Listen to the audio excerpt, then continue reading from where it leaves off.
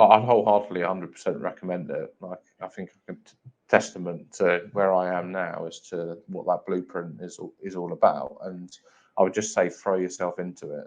Just, don't overthink it. Bite the bullet. Today, guys, we have the awesome legend that is Matt Crane on the call. So, Matt, before we get into it, I'll just hand over to you, like who you are, what you do. There's a bit of an intro. Yeah, so obviously, Matt, I don't think I'm an awesome legend, but I'll take it anyway. I disagree. So professionally, I'm an audit partner. So I work in professional services, so relatively kind of busy and high pressured job. And then outside of work, I've got 3 young children and 3 young sons, so they keep me pretty busy. So, like headlines of where we're at, I guess, physically, mentally. I think your take on the work-life balance actually is going to be really interesting because your perspective now, just as an aside before giving it away, I find it incredibly refreshing, and I've actually shared that with quite a lot of people. So yeah, I'll let you talk. Yeah, so like physically, obviously I've lost a chunk of weight, so I'm probably 15 kilos lighter than where I was when I started. Feel a lot better, a lot more energy. I think from the mindset piece, when we're talking about work-life balance in particular, so my work-life balance hasn't changed. What's actually transpired is because of the nature of that course and the fact that it is holistic and a lot of it is looking at yourself and looking at ownership and mindset, that work-life balance piece, it's not fixed because it's never going to be fixed, but my take on it is much better than it was before. And I think I said to you at the end of when I got through the 12 weeks, that actually what I kind of realized quite early on in the piece was that when I was at work, I was beating myself up about not being at home. And when I was at home, I was beating up myself about not being at work. But actually, the one thing I wasn't ever doing is taking any kind of responsibility for sorting myself out. And just by bringing some small changes, probably mainly around exercise, because that's what I'd always loved when I was kind of growing up, playing sport and having lots of exercise, bringing that back into my life, not in a mad way, in some really simple ways that we can talk about, actually helped sort out my own head, so that therefore I wasn't continually thinking about these 2 elements, and therefore when I was at work, I was present at work and I had energy at work, and when I was at home, I was present at home and had energy at home. And that's the difference. What would be your main sort of points that you've taken from the process?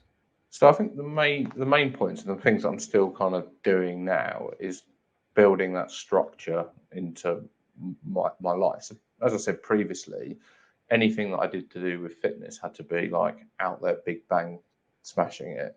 Or you'd think about, I've got to go and do an hour and a half in the gym every day, otherwise it's just not working. Whereas now the structure is actually, if I do half an hour of stuff early in the morning, I get up and do it.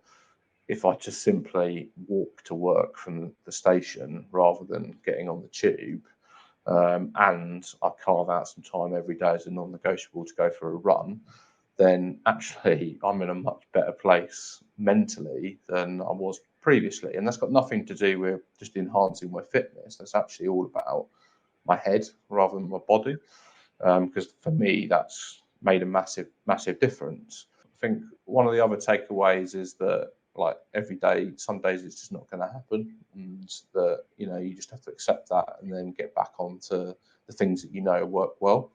So have that structure in play, and then if it doesn't happen, just get back on the horse the next day and bring the structure back to the fore. Like, don't just walk away from it.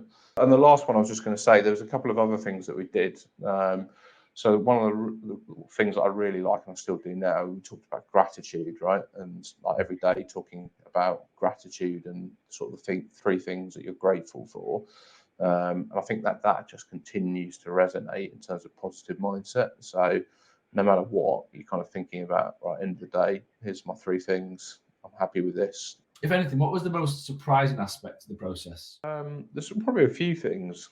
Surprising, I suppose the amount of weight I managed to lose in that space of time. So I think when we initially spoke, I said I wanted to get down, I think I was 103 kilos or something, and I said I wanted to get down to 95. And I got there relatively quickly, and I just kept going. And then I think the other thing, just on that, back to that work-life balance piece, is basically learning that, it was about me, and just carving some time out for me, and how I kind of, what processes that I have to put in place to kind of deal with those stressors in everyday life. I need to keep them in my life. They're tools that help manage it. They don't fix it, they help manage it. And learning that was quite an eye-opener, I think. Awesome. Well, Matt, I don't want to take up too much of your time because I know work-life balance, you're a busy man. Thank you again for your time. It's been really appreciated. Before we get off, if someone was watching this, like on the fence a bit, not sure, or thinking, I've never had a coach a bit like yourself, but I'm not liking where I'm at, but they were kind of a bit dubious about the process. What would you say to them about getting involved? Well, I'd wholeheartedly 100% recommend it. I think a testament to where I am now as to what that blueprint is all about. And I would just say, throw yourself into it. Just, don't overthink it. Bite the bullet, because tomorrow's going to be exactly the same. Get involved, and you will definitely, the more you put into it, the more you will get out of it.